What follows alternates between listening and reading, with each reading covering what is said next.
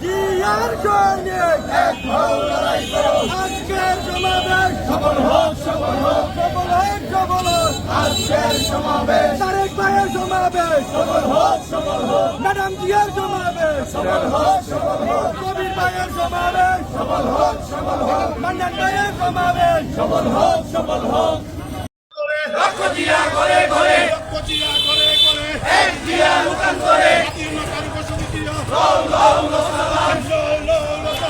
স্বাধীনতার ঘোষক জিয়া কে বলে রে জিয়া নয় জিয়া সারা বাংলায় এক জিয়া লুকান করে লক্ষ জিয়া করে করে লক্ষ জিয়া করে করে এক জিয়া লুকান করে আজকের সমাবেশ সফল হোক সফল হোক সফল হোক সফল হোক আজকের সমাবেশ কে বলে রে জিয়া নয় জিয়া সারা বাংলায় এক জিয়া লুকান করে লক্ষ জিয়া করে করে লক্ষ জিয়া করে করে এক জিয়া লুকান করে জিয়ার সৈনিক এক হও লড়াই করো এক হও লড়াই করো জিয়ার সৈনিক কে বলে রে জিয়া নয় জিয়া সারা বাংলায় জিয়া সারা বাংলায় কে বলে রে জিয়া নাই জিয়া লুকান করে লক্ষ জিয়া করে করে জিয়ার সৈনিক এক হও লড়াই করো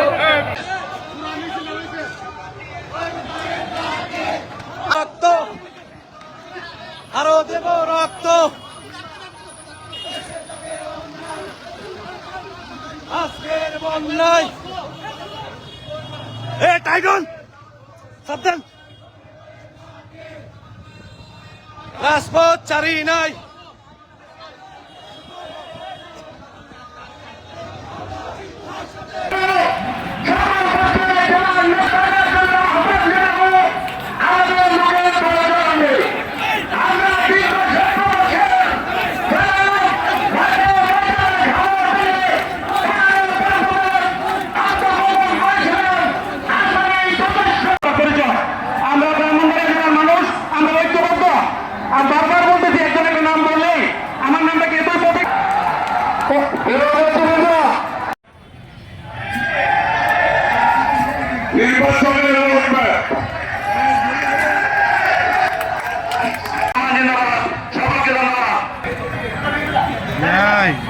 সামনে আও না এদিকে করে করে ভাই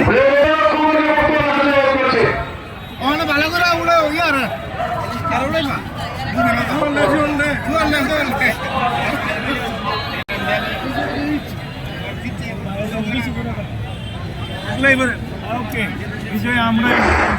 প্রিয় ভাইরা, আপনারা যে ইস্যু নিয়ে আজকে আলোচনা আপনারা দেখেছেন, এই সরকার সবকিছুতে উলট পালট করে দিয়েছে। তারা নিজেরা জানে না তারা কি করতে যাচ্ছে। আমি তাদেরকে বলবো, সবকিছু বাদ দিয়ে আপনারা নিরপেক্ষ তত্ত্বাবধায়ক সরকারের অধীনে নির্বাচনের ব্যবস্থা করুন। যত সংস্কার যাই আপনারা করতে যাচ্ছে, আপনারা দেখেছেন সকল সংস্কার লিপিবদ্ধ আছে 31 দফার মধ্যে। জনাব তারেক রহমান 2023 সালে 13 জুলাই এই 31 দফা বাস্তবায়নের দিক নির্দেশনা দিয়েছিলেন। তখন আমরা বিরোধী দল ছিলাম, কিন্তু জনাব তারেক রহমানের দূরদৃষ্টতায় দূরদর্শিতায় এই তৎকালীন স্বৈরশাসক ফ্যাসিস্ট সরকারের বিরুদ্ধে 31 দফা বাস্তবায়নের মাধ্যমে সমগ্র জাতিকে একটি সুনির্দিষ্ট দিক নির্দেশনা দিয়েছিল। আমি বলতে চাই, আপনারা সকল সংস্কার বাদ দিয়ে একটি সংস্কার করুন। কিভাবে আপনারা নিরপেক্ষ নির্বাচনের মাধ্যমে দলীয় সরকারের অধীনে ক্ষমতায় নির্বাচন দেবেন। আমি সবাইকে ধন্যবাদ জানিয়ে আমি আমার বক্তব্য শেষ করলাম। খোদা হাফেজ।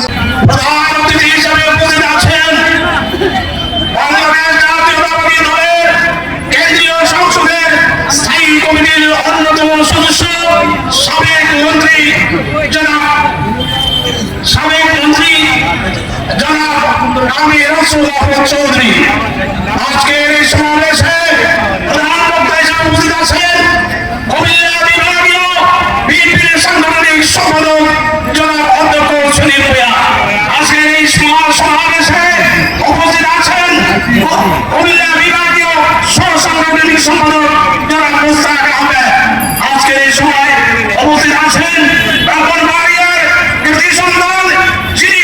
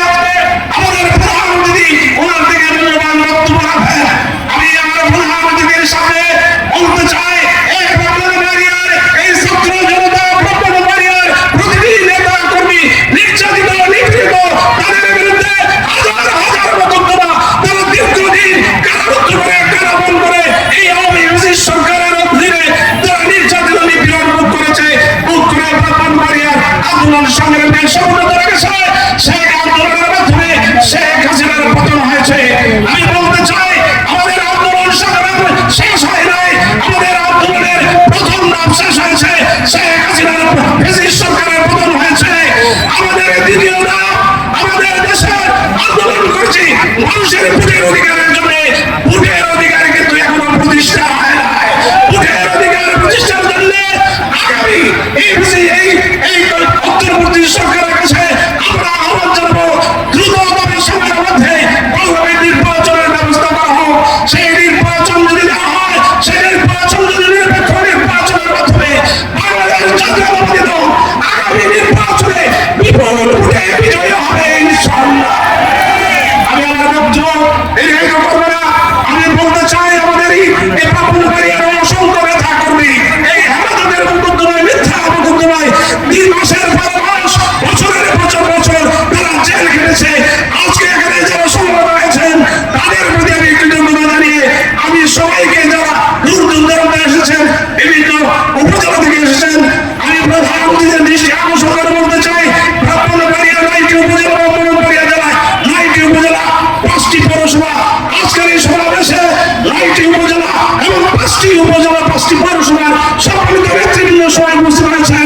তাদের এই উপস্থিতির কারণে আজকের সভা সফল হয়েছে। বিগত 12 ফেব্রুয়ারি বাংলাদেশে সবচেয়ে সফল একটি সম্মেলন হয়েছে ব্রাহ্মণবাড়িয়া জেলা বিএনপি। সেই সম্মেলনে আমাদের মাননীয় ভারপ্রাপ্ত চেয়ারম্যান জনাব তারেক রহমান প্রধান অতিথি হিসেবে উপস্থিত ছিলেন।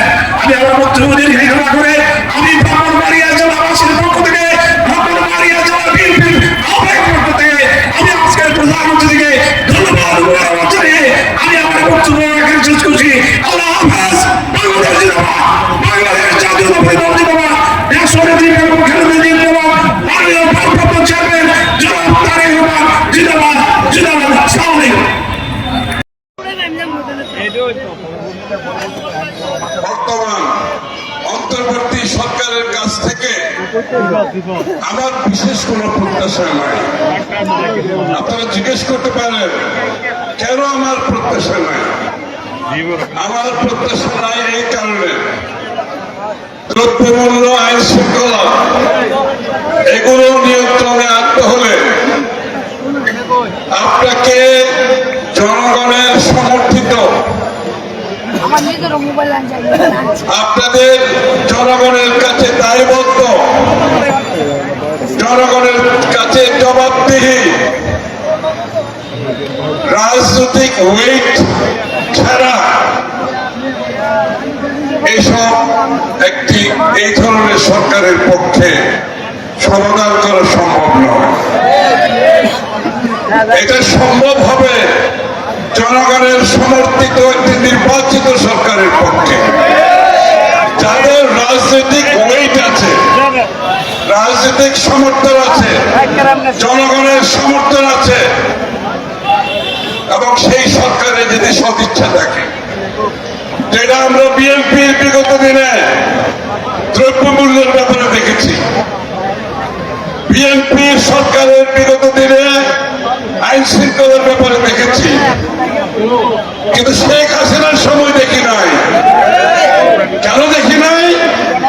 শেখ হাসিনা নির্বাচিত ছিল না, সেই কারণে শেখ হাসিনার সময় দ্রব্যমূল্য নিয়ন্ত্রণের বাইরে চলে গিয়েছিল।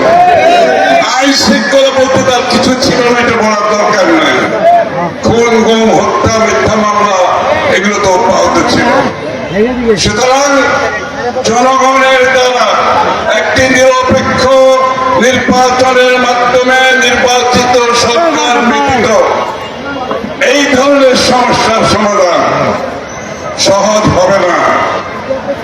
যেই সরকার জনগণের কাছে দায়বদ্ধ থাকবে না, জনগণের কাছে জবাবদিহি থাকবে না, যেই সরকারের এমপি মন্ত্রীরা, সেই দলের নেতা কর্মীরা প্রতিদিন প্রতিনিয়ত জনগণের কাছে জবাবদিহি থাকতে হবে। এই জন্য গণতন্ত্রের মূল মন্ত্র হচ্ছে নির্বাচন হচ্ছে গণতন্ত্রের বাহক। নির্বাচনের মাধ্যমে জনগণের সরকার প্রতিষ্ঠিত হলে আপনারা দেখবেন এই ধরনের সমস্যা, আইন শৃঙ্খলা, দ্রব্যমূল্য ক্রমান্বয়ে একটা সহিষ্ণু অবস্থায় ফিরে আসতে হবে। আমার দ্বিতীয় বিষয় হচ্ছে নির্বাচনের রোডম্যাপ, আমি শেষ কোথায়,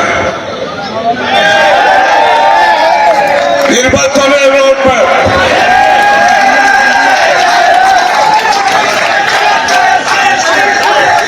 নির্বাচনের রোডম্যাপ। বন্ধুগণ, আমরা গত 16 বৎসর ধরে আমাদের নেতা কর্মীরা, বিএনপির নেতা কর্মীরা বিগত 16 বৎসর ধরে গুমের শিকার হয়েছে, খুনের শিকার হয়েছে,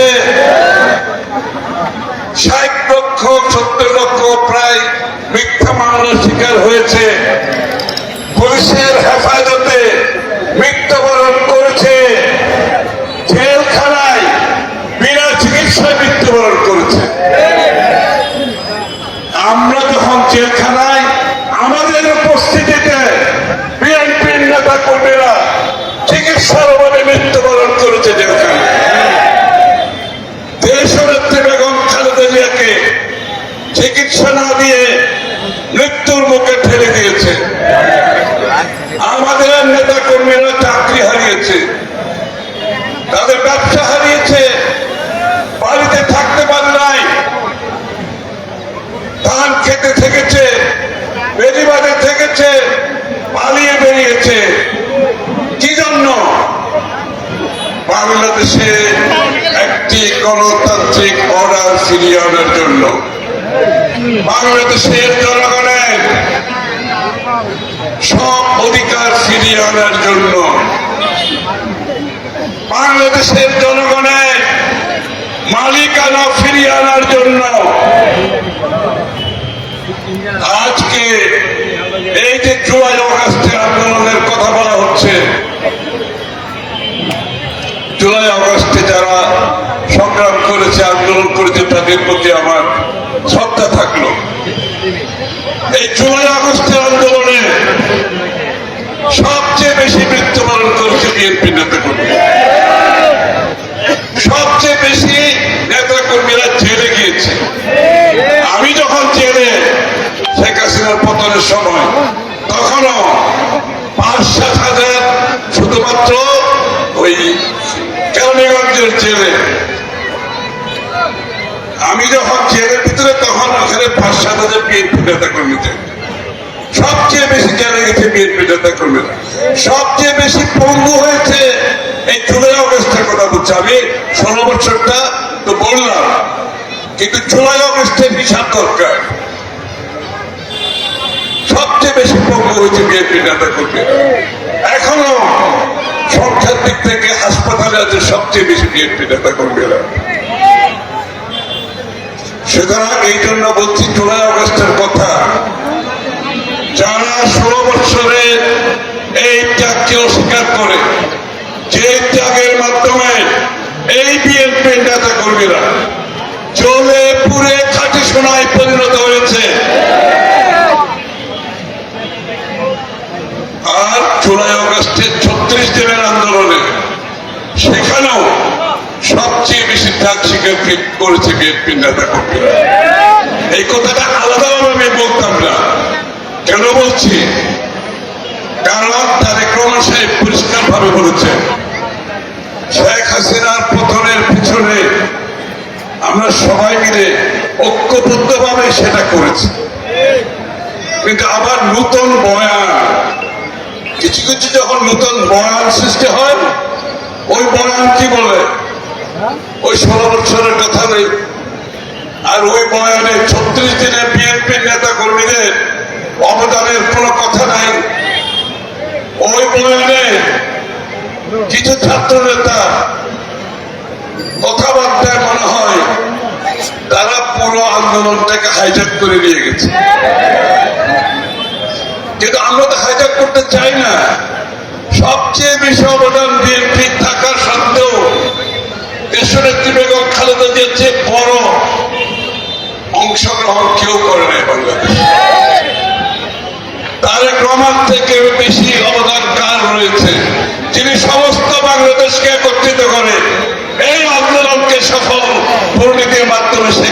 পতন ঘটিয়েছে। বিএনপির নেতা কর্মীদের কথা বললাম, কিন্তু আমরা তো এই আন্দোলনকে হাইজ্যাক করতে চাই না। আমরা এখনো বলছি এই আন্দোলনের সফলতা বাংলাদেশের মানুষের সফলতা, এই আন্দোলনে অবদান বাংলাদেশের মানুষের অবদান। এই আন্দোলনের কারণ ছিল তাদের সাথে আবার কিছু লোকজন যারা আগামী নির্বাচনে জনগণের উপর আস্থা রাখতে পারছে না, জনগণের উপর বিশ্বাস রাখতে পারছে না। আসলে কতটুকু